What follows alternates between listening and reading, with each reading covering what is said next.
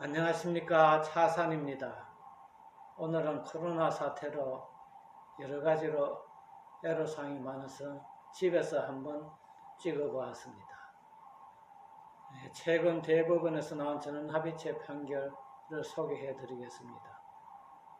산재사고로 인한 피해자의 가족 중 1인에 대하여 특별 채용을 한다는 단체 협약이 있습니다.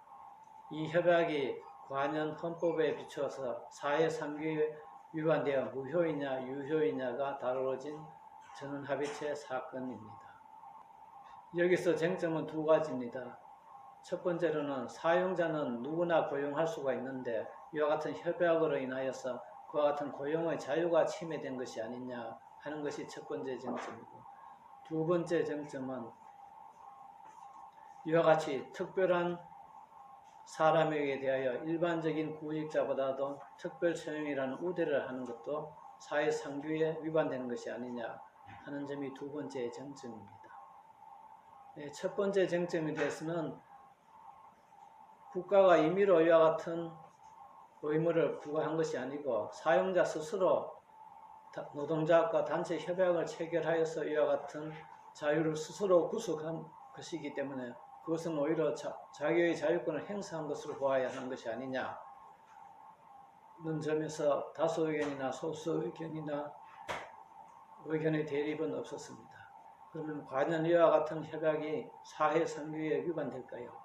이 점에 있어서 다수 의견은 특별한 조건에 놓인 근로자 유가족이 그 회사에 특별 채용되는 것은 회사를 위하여서도 오히려 필요한 것이고 근로자의 사기 악령을 위해서도 필요한 것이기 때문에 일반 구직자의 권리가 조금 침해된다 하더라도 이것은 특별 사정에 따른 침해이기 때문에 용인될 수가 있다 하여서 유효하다고 봤습니다.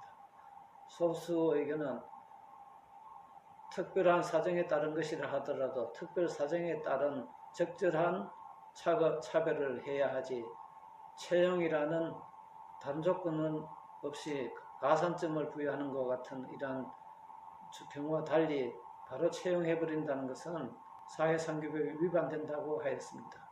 물론 바로 채용한다고 해서 아무런 조건이 없는데도 채용되는 것은 아닙니다만 일정한 결격 사유가 없으면 우선하여 채용될 수 있기 때문에 가산점을 주는 경우는 다르다고 본 것입니다. 이 점에 있어서 다수 의견과 소수 의견이 대립을 하였습니다. 여기서 재밌는 것은 보충 의견입니다. 보충 의견에서는 두 가지 점을 지적을 하였습니다. 산재 피해자의 가족을 특별 우대하는 것이나 정년퇴직자나 장기근속자의 가족을 우대하는 것이나 다 같이 유효하다고 보는데, 그렇다면 과연 장기근속자나 정년퇴직자의 가족을 우대하는 것이 사회상규에 위반된 것이 아닐 수 있겠느냐 하고 반문을 합니다. 여기에 대하여 보충 의견에서는 두 케이스는 다르다.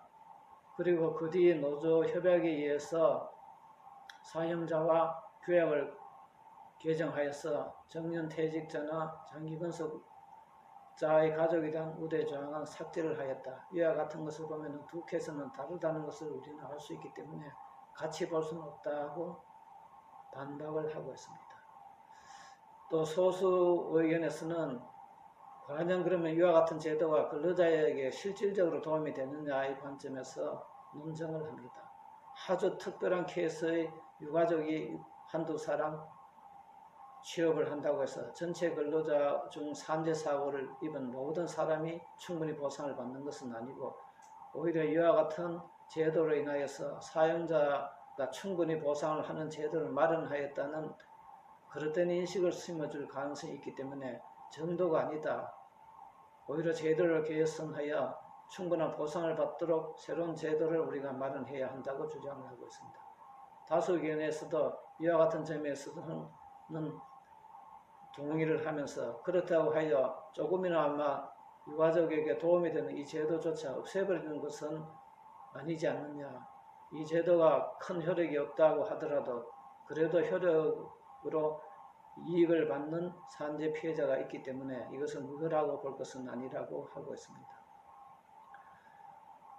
이 사건에서는 피고 회사가 둘입니다. 그런데 판결문을 보면은 근로자가 수천 명이 되고 해마다 채용하는 인원도 굉장히 많습니다. 그런데 이와 같은 조항으로 인하여서 취업된 사람 수를 한번 논증을 하고 있습니다. 한 회사는 5년간 약 5명, 또 한 회사는 약 11명이라고 합니다. 근데 이것은 그리고 전체 채용 근로자에 비하면 0.0 몇 프로에 불과한 수이기 때문에 아주 수가 적습니다. 여기까지만 판결문에 나와 있기 때문에 저는 한 가지 의문이 들었습니다. 그러면은 산재 사고로 사망하거나 중상을 입은 사람의 유가족 중에서 과연 취업을 희망을 한 사람이 몇 명이 되는지, 또 취업을 희망했다가 되지 않은 사람이 몇 명이 되는지 거기에 대한 아무런 논쟁이 없기 때문에 조금 아쉽다 하는 생각을 하였습니다. 정년 퇴직자나 장기 근속자의 경우에는 나이가 많아서 퇴직하기 때문에 그 가족 중 1인이 취업을 희망하는 경우가 많이 있을 수 있습니다.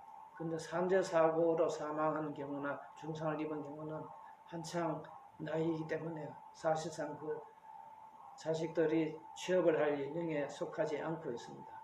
그래서 이런 사정을 본다면은 과연 이러한 제도가 근로자에게 실질적으로 도움이 되느냐 안 되느냐 하는 점을 우리가 생각해 볼 문제가 아니냐.